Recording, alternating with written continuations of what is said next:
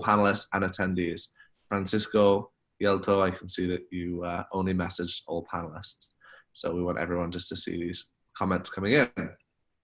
This is going to be a really fun session, so thanks for joining us. Think big, start small, move fast. Why islands are front runners in innovation.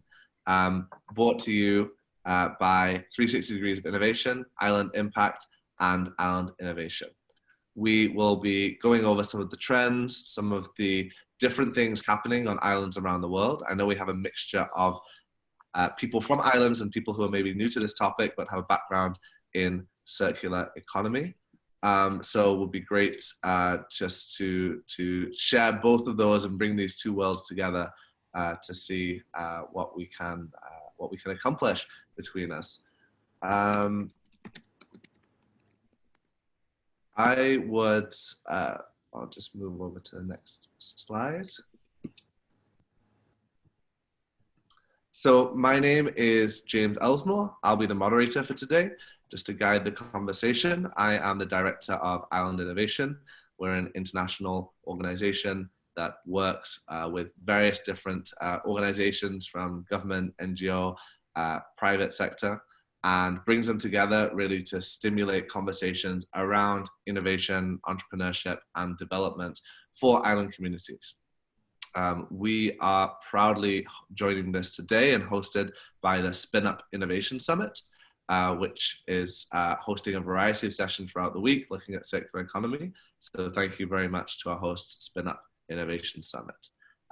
I'd now like to introduce the two experts that will be bringing us their opinions, coming in from Aruba and Washington, DC. So first, Bianca, and then Arno, if you could introduce yourselves.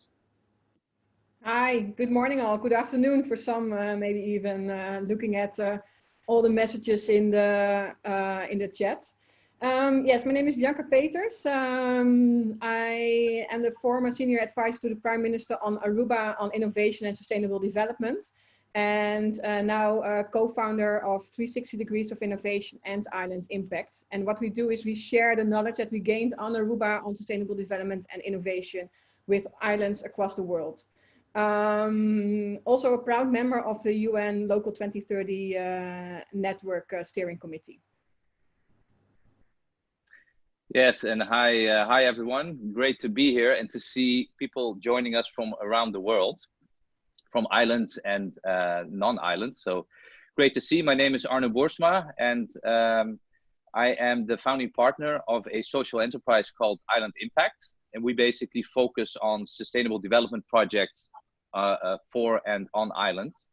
As you can see in my background, I'm not sitting on an island like Bianca and James. I'm sitting in Washington, DC. I was previously, I moved back here from the Caribbean. I was there for a few years, setting up and running the Center of Excellence for Small Island Developing States, which is based on Aruba. So it's a topic that has fascinated me for many years, and I'm looking forward to sharing a lot of examples and discussing ideas with all of you.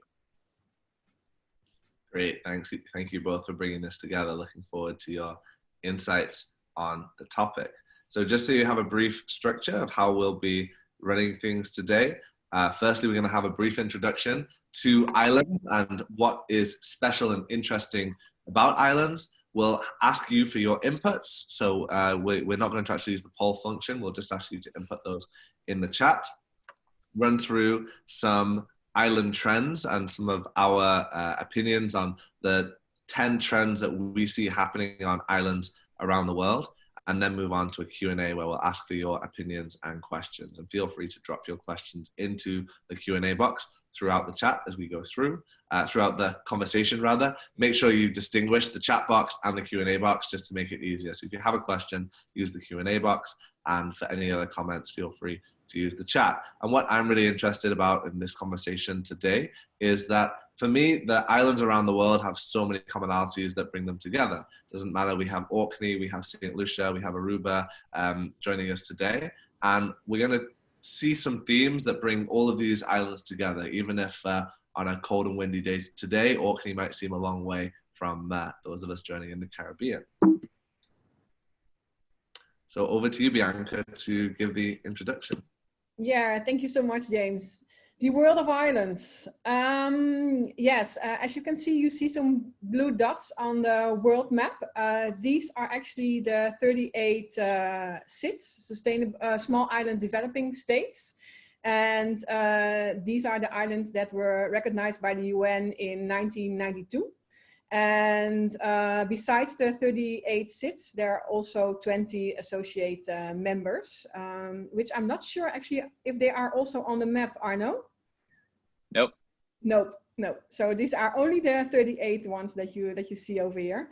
But what the SIDS do is actually share sustainable development challenges. And we will go more into detail about that in the upcoming hour. From growing populations to limited resources, remotenesses, of course, international trade challenges that islands are facing, infrastructure, environmental issues. So the SIDS are really focused on that. Then we also have 22 OCTs. OCTs are overseas countries and territories of the EU. And they are constitutionally linked to 4 mother countries, you can say, Denmark, France, the Netherlands, and the UK. And we mention here still 22 OCTs because there are some discussions going on concerning the British ones, due to the fact, of course, of the fact that the UK left the EU. And of course, there are many, many other initiatives on collaborations for the islands worldwide. There are different regions to mention, amongst others the Caribbean, the AIMS, which means Africa, the Indian Ocean, Mediterranean, and South China Sea. And I'm not sure if you guys know, but almost 11% of the world population is living on islands. 730 million people are living on islands. So just to give you a brief overview of what islands entail for the world as a whole. Yes, and I think, like we saw in the chat, there are many people tuning in from islands, but also many who are not from islands, who are obviously joining the Spin Up Innovation Summit, more from the circular economy perspective. So what we'd like to do before we delve into our experiences with islands is to ask you, what do you think are the key challenges for islands? And I would suspect that many of the answers may be coming from your own area of expertise in either circular economy or sustainable development. But we'd like to hear from you, and then we will give back our views on what we've seen in our work being the key challenges to overcome.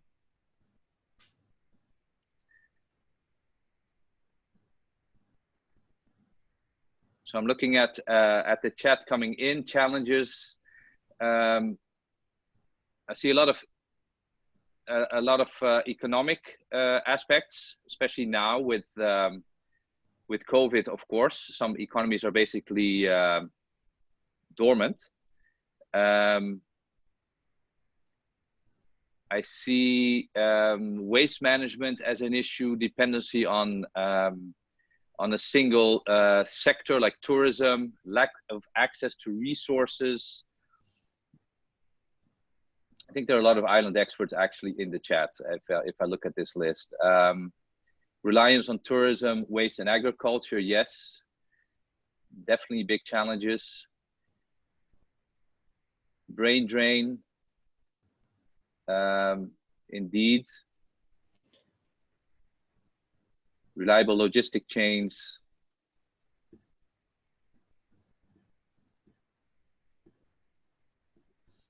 Jeremy wholeheartedly agrees with the brain drain one. Dependency on tourism, bureaucratic governments. Yes. So see, one that keeps coming up is obviously dependency on the one sector, tourism, which now is obviously having a devastating effect. Some more specific, like monopoly on ports control. Okay, let's give it a few more seconds. If you have a burning challenge you want to post, please do that now. Otherwise, we'll move on. I'm just going to jump in and make a quick comment while we're waiting for some more answers to come in. Someone asked in the chat, how do some of the countries considered as small island developing states, why are they included there? And they highlighted Belize, Suriname, and Guyana. So the small island developing states are a really interesting group of countries. If you think about the 4 characteristics they're given, some of them are not small. Haiti and Papua New Guinea have around 10 million people each. Some of them are not islands. Belize, Suriname, Guyana, Guinea-Bissau. None of those are islands, but they all have either historic and cultural connections to, for example, the Caribbean in 3 of their cases, or particularly in the case of Belize and Guinea-Bissau, they have large island communities as well. Some of the SIDS are not developing. If you include places like the Cayman Islands or Bermuda, then they account for some of the most wealthy places in the world per capita, at least on paper. And some of them are not states. Again, some of the overseas territories do not have full sovereign rights as states. So they are a loose group, and they even, depending on who you ask, can include different numbers, different definitions. But what draws them together is all of these kind of characteristics that we're looking at in the chat in terms of these challenges, particularly things like vulnerability to climate change is considered one of them. And even for those countries like the Cayman Islands, for example, that do have quite high incomes per capita, they can be quite vulnerable in terms of that high income can be wiped out overnight. And we saw that with Hurricane Irma in Dominica. When that hit the island, 200% of GDP was wiped out. So anyway, just to answer that question for the person, it was Abe who asked, what is a SIDS and how do they count that? Yeah, it's an interesting list because also, I mean, Singapore is on it as well. What's interesting also is that as a group, they do have quite a lot of clout at the United Nations to get things done. Sometimes being a smaller country, makes it difficult to lobby for certain initiatives. But as a group, and that has been happening more and more, they've been able to do that and to face those challenges. So let's go to the next slide, and we will. I'll just briefly go through the challenges that we've been seeing in our work over the years with islands, and many of them, I think probably all of them, have been mentioned. So first of all, small scale. It obviously brings limitations. There are less people who actually have to run the country. Countries that also, I mean, they do have an airport and a port and all the challenges of a bigger country, but it's a smaller group of people. It also means that if you have a product that's successful and a small island is your market, then you obviously need to find other markets to make it viable. The same thing for investments. So renewable energy investments on maybe just one island might not bring the return on investment that you're looking for. So small scale is a challenge, but this is where innovation comes in to overcome that. Isolated geography was mentioned, which brings all sorts of logistics challenges. Also, just in terms of flights, I once had to go from Aruba to, I believe it was St. Kitts. It took me 9 flights to get there and back. And ironically, that was for a conference on sustainable development. So isolated geography is an issue. Dependency on imports, both food, energy, a lot needs to be imported. People sometimes don't realize that the tourists that fly into the islands sometimes bring their food in the cargo area underneath in the same plane. So dependency on imports is a big challenge. And you could even say tourists could also, you could consider them an import product. They're coming in. Vulnerability to environmental shocks. This is one that is has very sudden and this very sudden aspect in terms of hurricanes. But it also has an aspect in terms of climate change where slowly some of the islands are actually disappearing, especially in the Pacific. So climate change and natural disasters, small islands are very vulnerable to those. Vulnerability to economic shock, we're actually seeing that as we speak, where islands are basically closed for business and hopefully opening up slowly but surely in June. And if you're an island like Aruba, where you know, almost 90% of your GDP is dependent on tourism, you're very vulnerable to a closing of that sector. And then another one is limited access to finance. What you often see is that the criteria for getting loans on the international markets are not favorable to islands because their GDP per capita is relatively high. So there's a lot of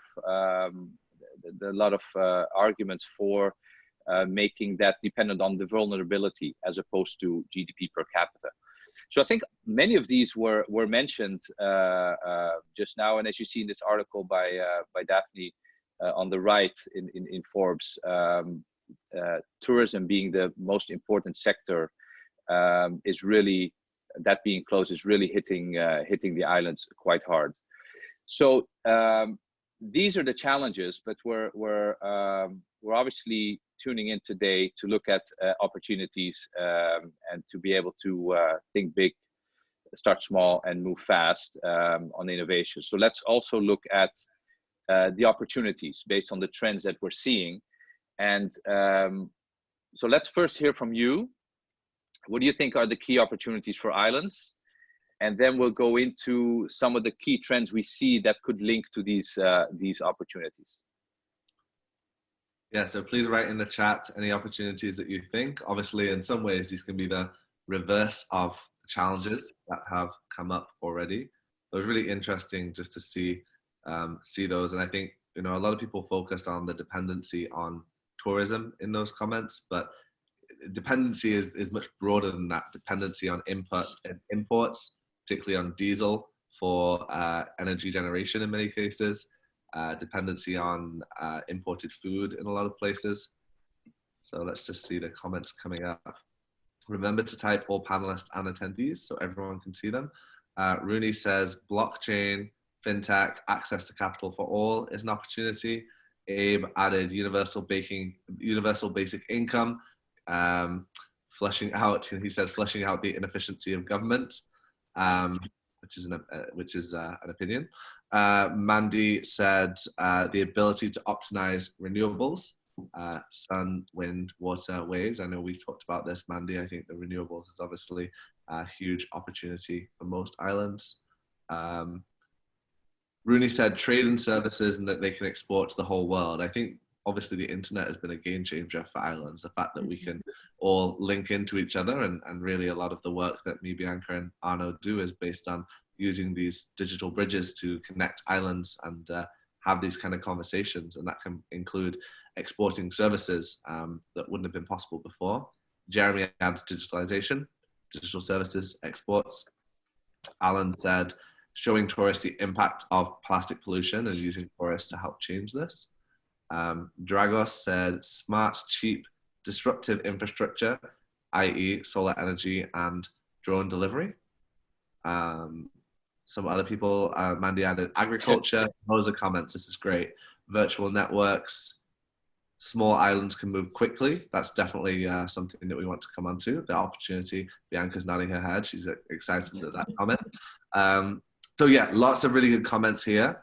Digitalization opens up an opportunity. A lot of you saying digitalization, which is interesting. It's often one that people miss, but I think it's one of the biggest ones. And particularly now, so many islands have, I just saw Rooney's comment. Thanks, Rooney, for that.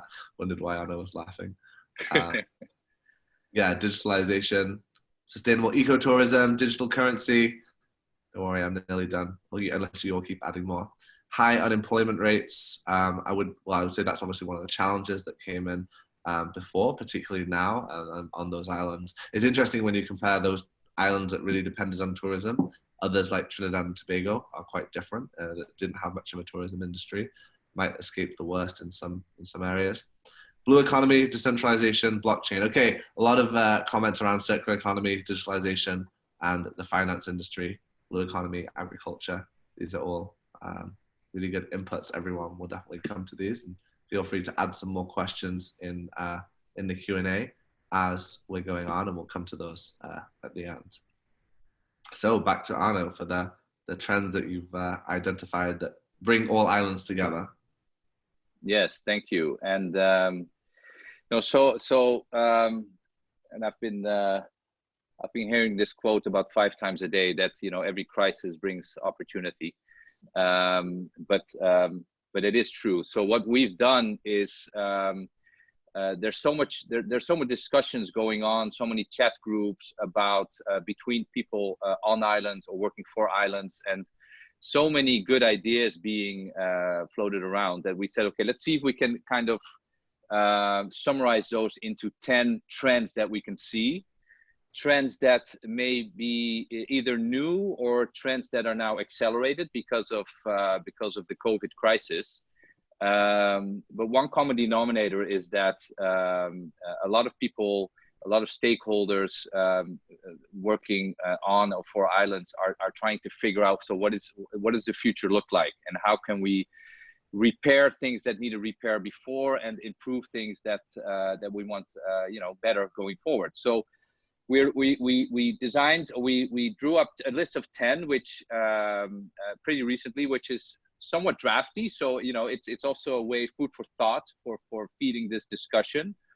And I'm sure some of them might have some exceptions when we see a trend, but then there's always that one island that is doing things very differently and maybe successfully. So what we'll do is, I will, in the interest of time, I will walk through them. And I've agreed with my fellow speakers that if they have something to add, they will raise their hand.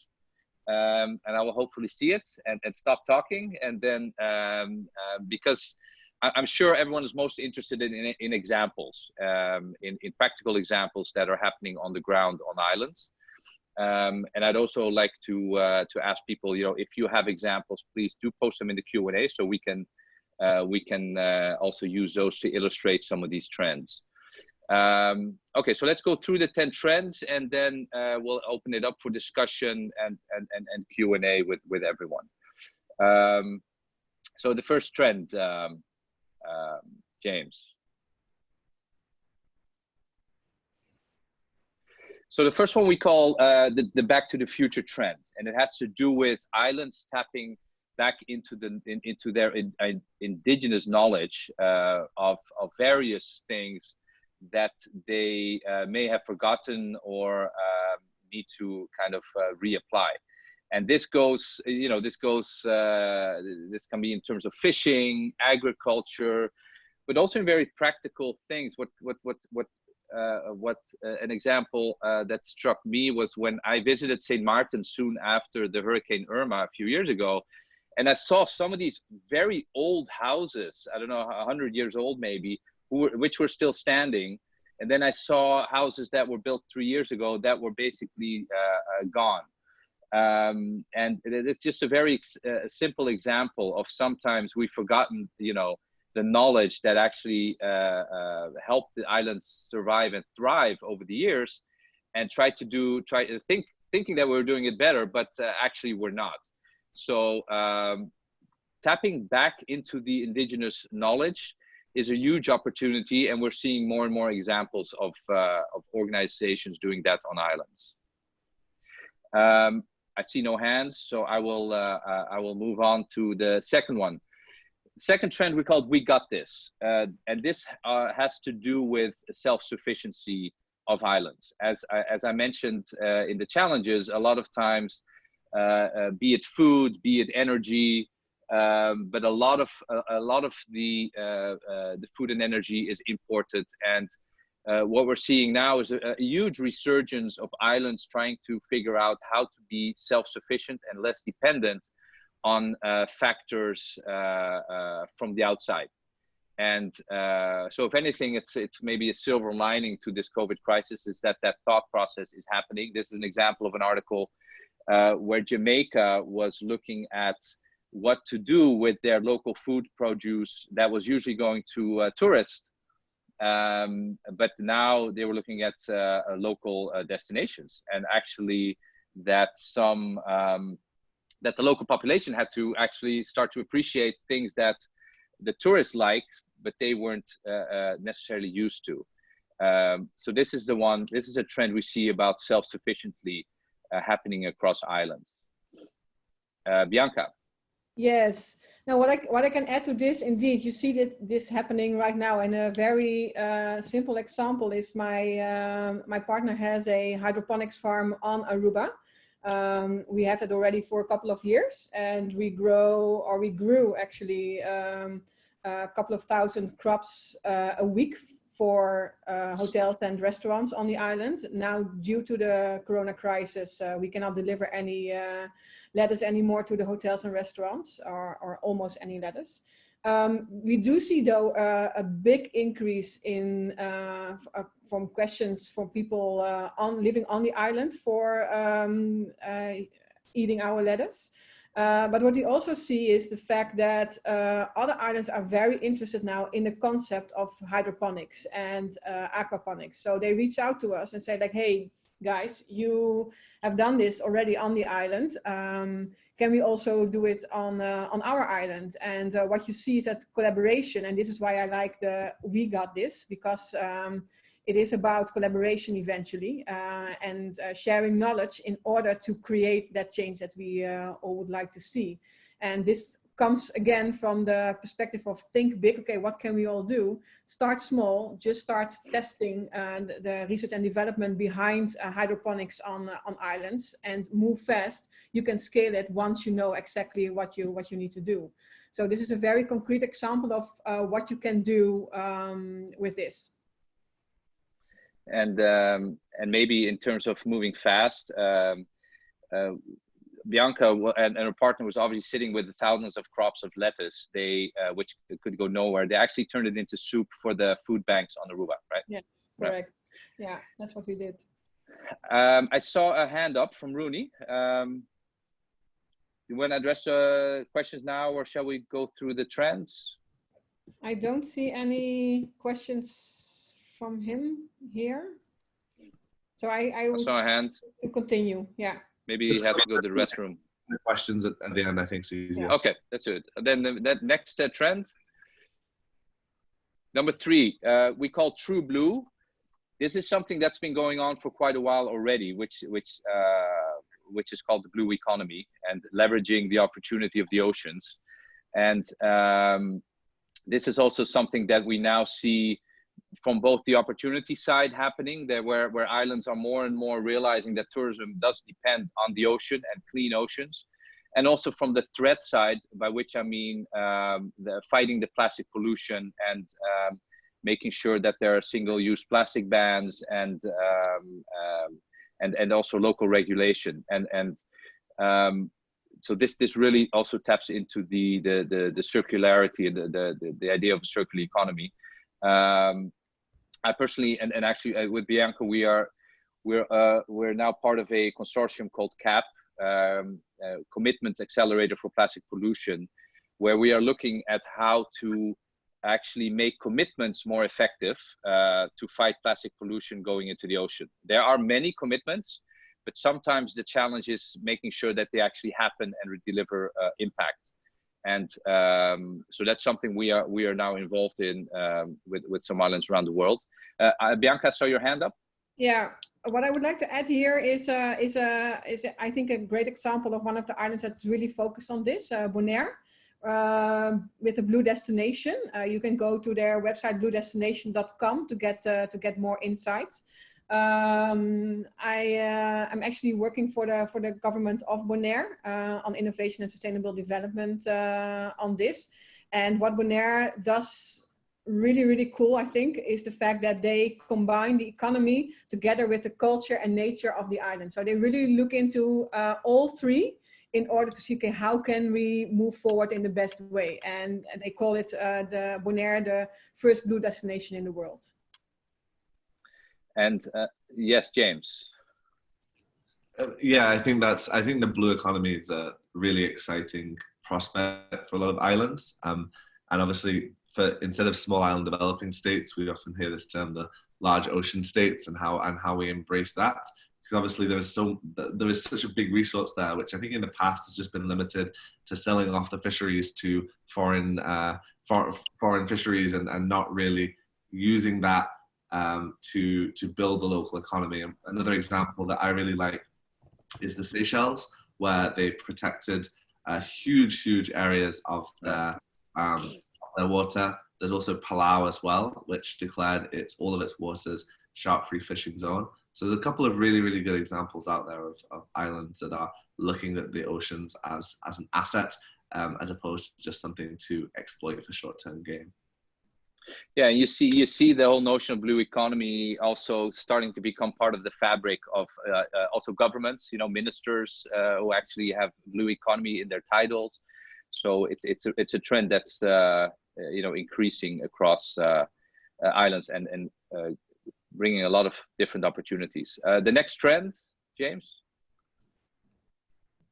we call it what goes around, and this has to do what goes around comes around. We also thought we could call this trend what happens on the island stays on the island. But this has to do with obviously the fact that if you look at consumption on islands, that especially when it comes to waste, it has nowhere to go.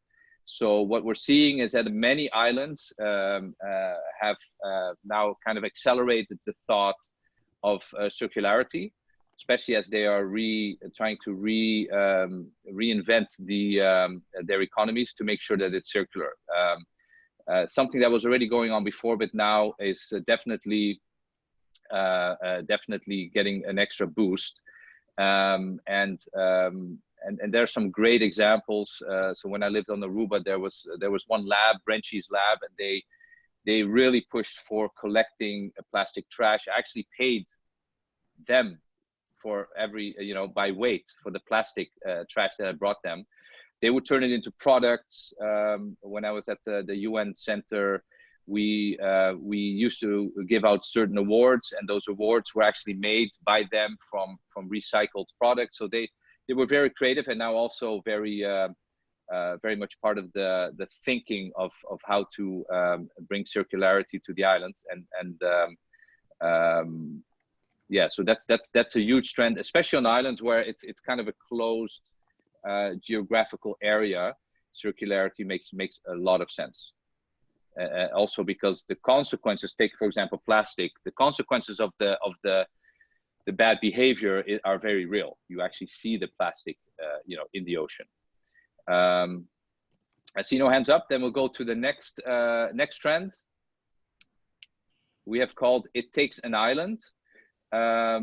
What we saw there is that kind of an analogy to "It Takes a Village" is that now during the crisis, the typical community spirit of islands is kind of re-emerging, and there's some great examples from around the world. This one you see here on the article is where some of the Pacific islands have gone back to barter trading. Islands often have close-knit communities, and they're really now even more close-knit because of the crisis. But a very successful initiatives that took off through Facebook on some of the Pacific islands was doing barter trades between local people, and so that they can actually use the cash that they had to pay for you know, essential services like utilities and clean water and things like that. So it's a trend in it, but it's also a huge opportunity that we may have forgotten a little bit, is the community spirit on islands, to tap into that going forward. Next trend, James, connecting the dots. This has everything to do with collaboration, and especially in smaller countries like islands, where the most successful initiatives usually have a component of government, private sector, civil society, and an academia or knowledge institution. So what we're seeing now, that and in a way somewhat forced, that these parties are forced to work together. Where maybe on some islands, some of the parties were a bit more polarized before. we're now seeing that they have to collaborate to move ahead, even if it's, I mean, if it's for the limited resources that there are. But they are working together, and they're also doing it with a more purposeful, often more purposeful agenda, either linking it to the SDGs or sustainability. And they're also taking the element of diversification into account. So if we do move ahead, you know, what can we do beyond tourism, or how can we make tourism more sustainable? So this is a trend we see, and we hope also will continue, is that all the different stakeholders on the island actually talk together and collaborate. Bianca. Yeah, maybe one thing to add here, because I am, if you guys know me, a very big advocate for this, connecting the dots, triple helix way of working. And the main reason for this is if we really want to create change on islands, not only for businesses, but as an ecosystem, an island as an ecosystem, it is so important that the public sector, private sector, and knowledge centra like universities work together. Because the creativity mainly comes from the private sector. The framework to be creative comes from the public sector.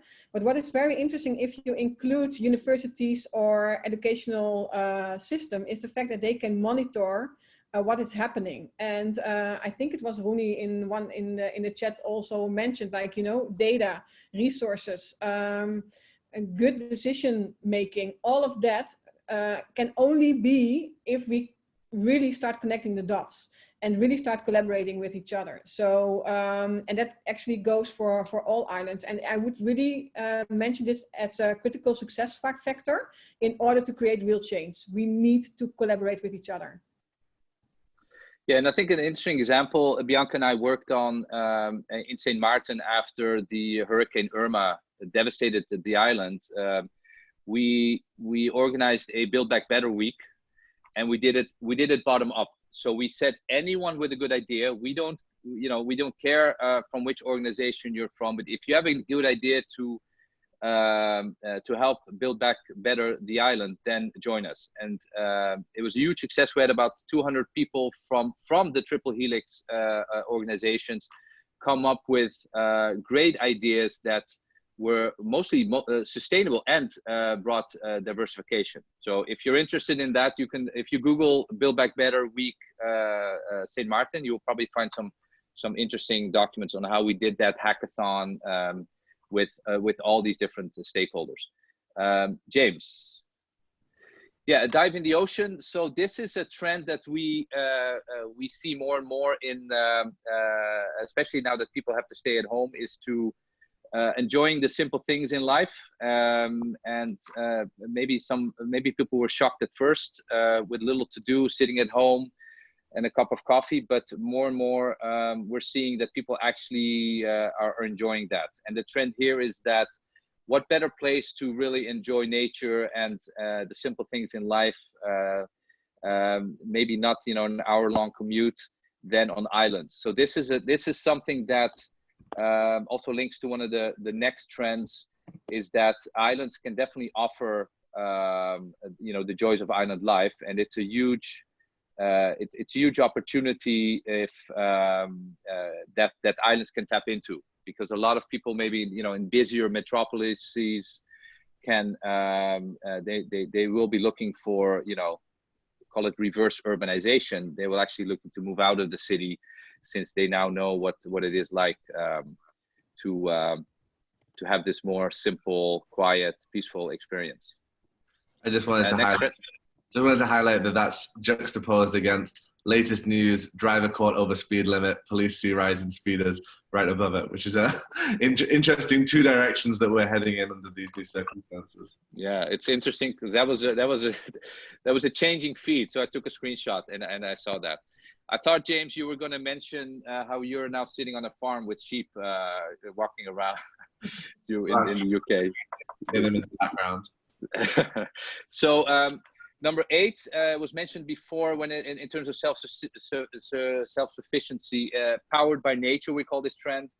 I mean, I think for anyone, it seems like such a no-brainer when you have islands that have so much sun, so much wind, and waves all around it, to not tap into those types of energy. So this is a trend that was already ongoing. This is something James knows a lot more about, because I've been reading mixed reviews in terms of, you know, is the crisis a boost for renewable energy, or is it actually slowing down renewable energy? I know that in the US, I believe this month, renewable energy overtook coal for the first time, if I'm not mistaken. But this is definitely a link to self-sufficiency and link to diversification of the economy. Imagine exporting all the knowledge that islands acquire by working on new renewable energy initiatives. It's a huge potential, and to really get power from nature. Yeah, I think the exciting thing about this is that I really see islands as lighthouses to show the future direction of this technology. The disadvantage that many islands have is hugely expensive energy costs. In the Caribbean, can be anywhere from 2 to 5 times higher than it is in Florida. Yet that is obviously a disadvantage in many ways. But what that means is you can test technology that would not be economically viable in, let's say, Florida, but becomes economically viable due to this unusual situation. And so what we're seeing is, in this case, it's the Faroe Islands in this article you have here. In other Caribbean islands, there's been a drive to have much higher penetrations of renewable energy than you would have in mainland areas. And another really good example is Orkney in the north of Scotland. I know we have at least one person from there joining us today, where they have the European Marine Energy Centre, and they're testing some really cutting edge technology that will then have wider applications. And the reason that they were forced to do that was also kind of necessity is the mother of invention, is the saying, and really there was a need there to find alternative ways, where they also have one of the highest levels of fuel poverty in the UK. That drove them to look for alternatives. It hasn't solved all the problems by any means, but it's exciting to see how islands can provide pathways that could potentially be replicated in other areas afterwards that we really see in renewables. Yeah, and some sorry, one last remark. If this interests you, some interesting organizations to look at. You have Solar Head of State, where you know that James is involved with. There's the Rocky Mountain Institute doing interesting projects in the Caribbean. IRENA has an island program. So a lot's happening in that space, and a huge opportunity for islands. So number 9, working in paradise. And I actually just this morning I saw an article that was called, it wasn't, the new trend is not working from home, but working from anywhere. And so the premise here is basically, if you could work anywhere, and that trend will probably continue, where, you know, companies like Twitter and Facebook and Google say, you know, you don't, to their employees, you don't have to come back to work, at least in 2020. You can work from home. If you can work anywhere, why not work in a place like, you know, look at the background of James and Bianca. So that could be a huge trend. There was already a big movement of digital nomads,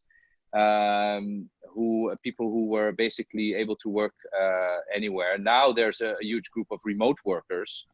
So one of the initiatives I'm working on together with some colleagues on Aruba is to see how you can make an island interesting for digital workers.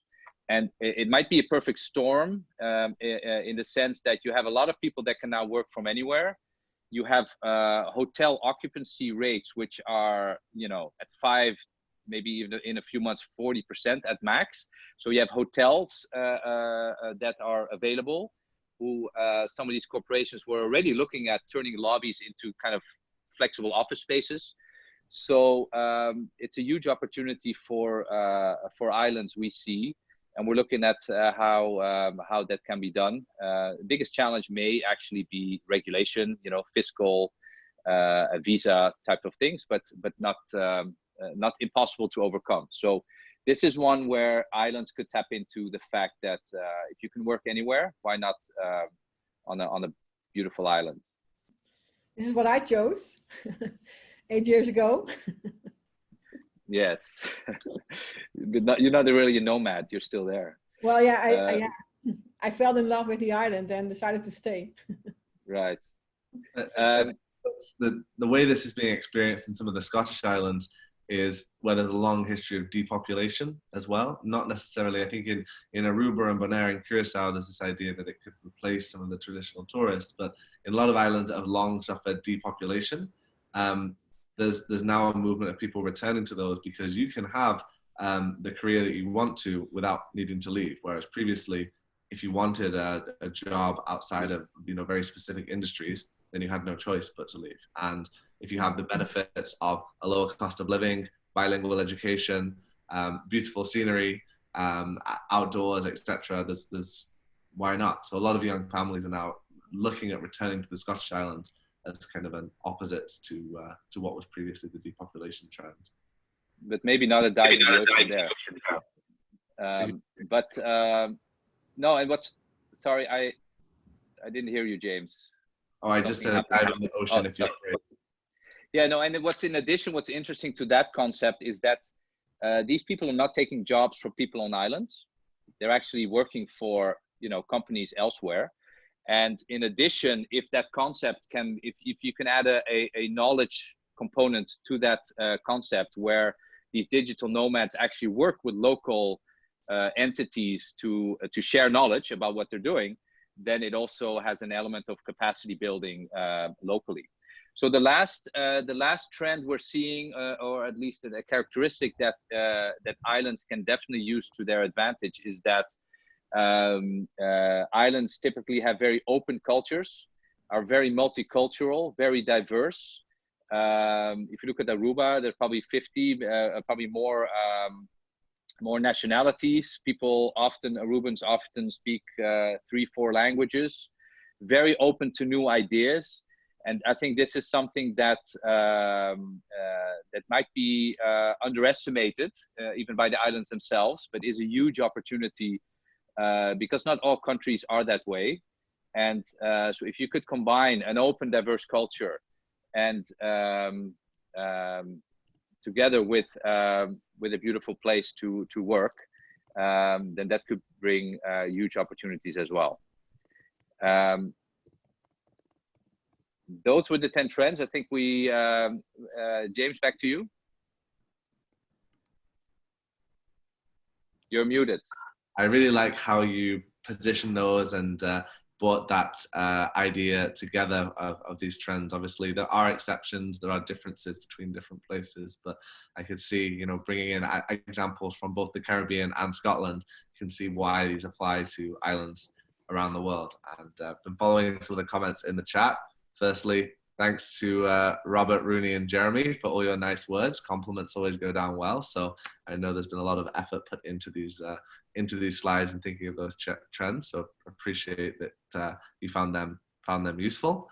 I'm just going to do a quick promo about the Virtual Island Summit. If you found these trends, I know a lot of you who are in here are already involved on some level, but I've just dropped a link into the chat as well. The idea of the Virtual Island Summit is really using this digital technology to help islands connect with each other, to share information, build digital bridges between them, and help to create a community of islanders around the world. How can you have a useful conversation involving Aruba, Mauritius, Shetland Islands, and Fiji, and bring them all together? So the idea of this summit is really just to have all of these people talking to each other, connecting and sharing stories with energy, circular economy, tourism, and many, many more themes. So hope you'll join us. It's free to register. Last year we had 4 participate in some way or another. So go ahead and register for the summit, and there'll be much more from us on these topics during that week. And September might seem a long way away, but time will fly. So will be a good opportunity to discuss all of these topics. And now I kind of want to segue into the questions. There've been some comments and questions coming through the whole time, and would like to just kind of cover some of those. Feel free to add some more comments and questions in as we are going on. Firstly, just a comment from Jim Godin said, Orkney has a very high adoption rate for electric vehicles. The small size makes range anxiety irrelevant, and there are incentives with cheap power due to domestic wind generation. So that's a really good example of what we're talking about, of islands. I think electric vehicles are going to be the trend for everyone in the future, but places like Orkney, we've seen similar from Barbados as well, which actually has the highest rate of electric vehicle adoption in the world per person. So there's been a general trend towards this, and Orkney is showing the way there. Okay, just over to our Q&A. Yeah, I see a question about the digital nomads, attracting them, from Jules. And I mean, it's a good point. And the question is about, in terms of work opportunities, isn't it problematic for locals? Well, the idea is actually to attract people who are actually working for other entities, not necessarily on the island. So I mean, they would be competing, of course, if someone on the island also wants to work for Apple or Microsoft or you know, doing digital work. But the idea is not to take local jobs. Actually, quite the contrary. The idea that the concept we are looking at now is actually to have those people, maybe on a voluntary basis, actually help local professionals to do an exchange of knowledge. Yeah, and I think there's a huge opportunity there with digital nomads for some islands to embrace. I think they're actually contributing more to creating jobs than they are taking away from them by using restaurants, using hotels, using all these other things, and probably more sustainable in terms of the long-term relationship that they're able to develop with a place as well. So on a personal note, not an island, but I used to, as a digital nomad myself, I have frequently spent time in Medellin in Colombia, which is one of the digital nomad hotspots, or the digital nomad hotspot really for the Americas. And what that has helped develop in Colombia has been local people interacting with digital nomads from all over the world that have contributed their expertise, contributed their knowledge, and got involved with local programs, and actually helped to stimulate that local innovation ecosystem. So I think it's exciting opportunities, and I think the one challenge is going to be cost. A lot of digital nomads are looking for cheaper places, which obviously in Aruba is not the case, but there are other reasons that digital nomads would want to go to Aruba, plenty of other reasons as well. And obviously the next few months, things are going to be changing so rapidly. It'll be interesting to see how that trend develops.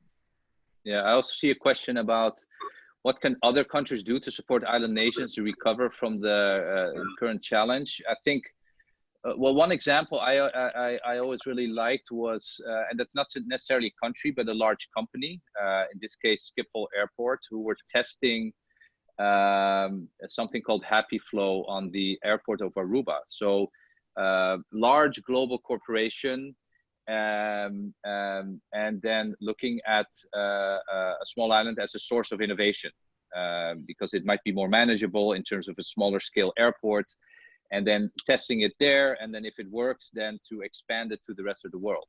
So not necessarily using small islands as living labs, but looking at the, you know, as a source of innovation at scale.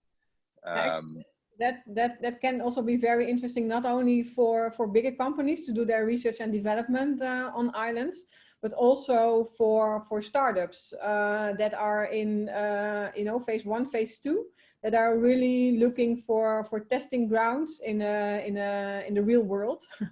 And they look at, you know, specifics. For example, on tourism, there are a lot of startups, of course, nowadays focused on tourism. Yeah, now with the corona, it's a little bit more of a challenge.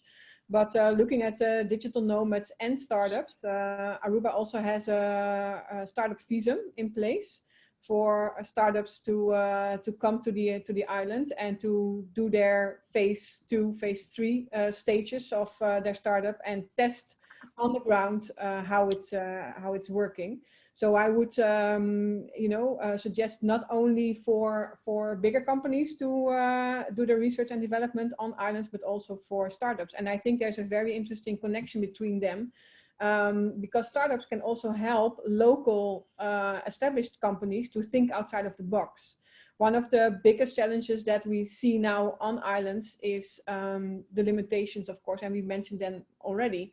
And we need to help established companies to think of creative solutions towards the future. And bringing in startups, digital nomads with another perspective can help facilitate that process.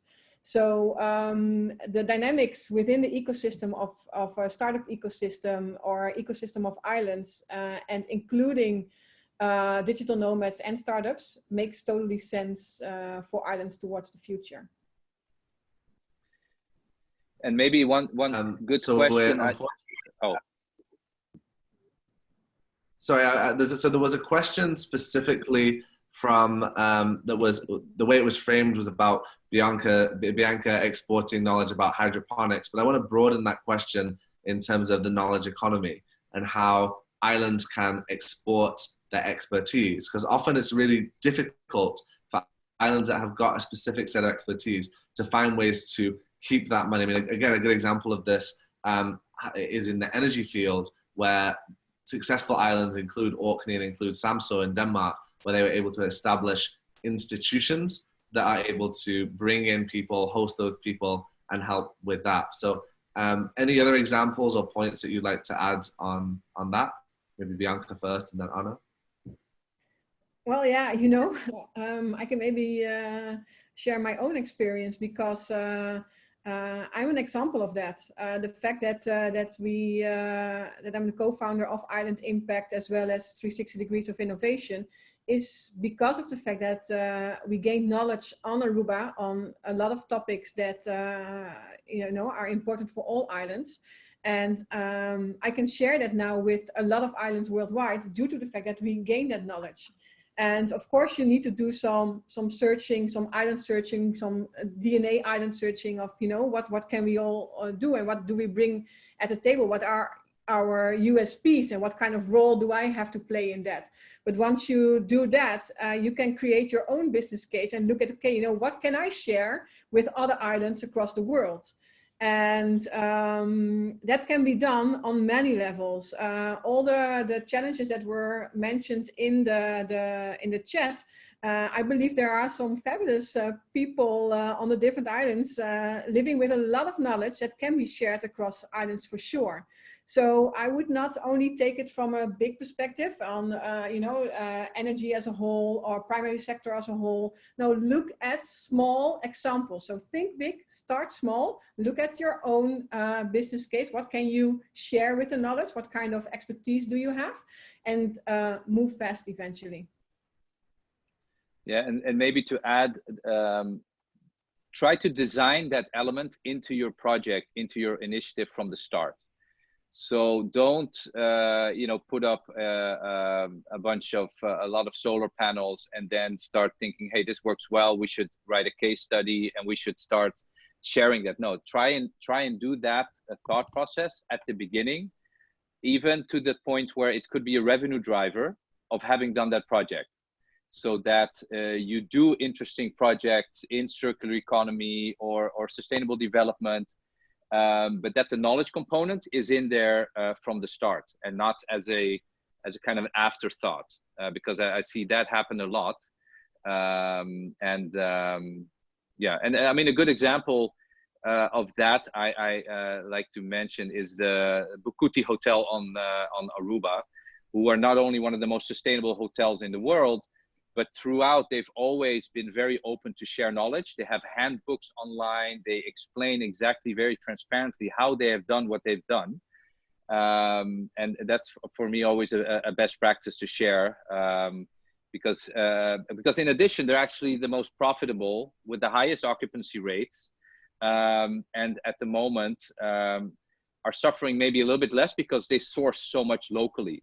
But anyway, it's an example where this organization is basically doing business, but the knowledge component and the knowledge sharing it's just part of their DNA. And I think that's very admirable. Well, I think that was a fantastic conversation. I think we could go on for a long time on this, but unfortunately we're already over time. So I think we'll have to wrap it up now. But Arno and Bianca, are there any kind of final words that you want to share? Final inspirational insights? Arno first. Yes. Yes. Well, I might be saying what Bianca was meaning to close off with, but I think, and I saw it as one of the questions, I think what we've just shown you are a lot of trends, a lot of ideas, but the key to making this happen is one is collaboration, but also mindset. What I often do see happen, unfortunately, is that changing the status quo on an island, going from normal waste management to waste to energy initiatives. So changing the status quo is extremely difficult. You will run into the powers that be. But if a large enough group keeps pushing to have this change happen, then it will. So the mindset to change the status quo is key. Otherwise, a lot of these ideas will just remain ideas. Yes, and maybe to add to that, because indeed that was what I was say. You know me very well. One thing to add to that is it's not only the mindset, but then the next step, take action on it. Because that's where you create real change. And this is also why we call this presentation, Think Big, Start Small and Move Fast. Be willing to change your mindset and then act on it. And this is how we can change the world of islands for sure.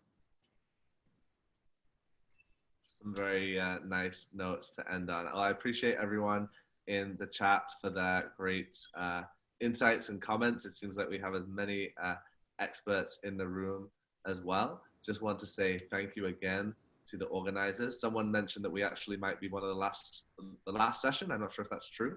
We're close out the summit. Yeah. So we'll look forward to seeing everyone here at the Virtual Island Summit in September. But thanks for coming. Some really, really great discussions here. And there's obviously a lot more to cover as well. So stay tuned. Thank you, everyone. Thanks, everyone. Thanks, everyone. Let's connect. Thanks, guys.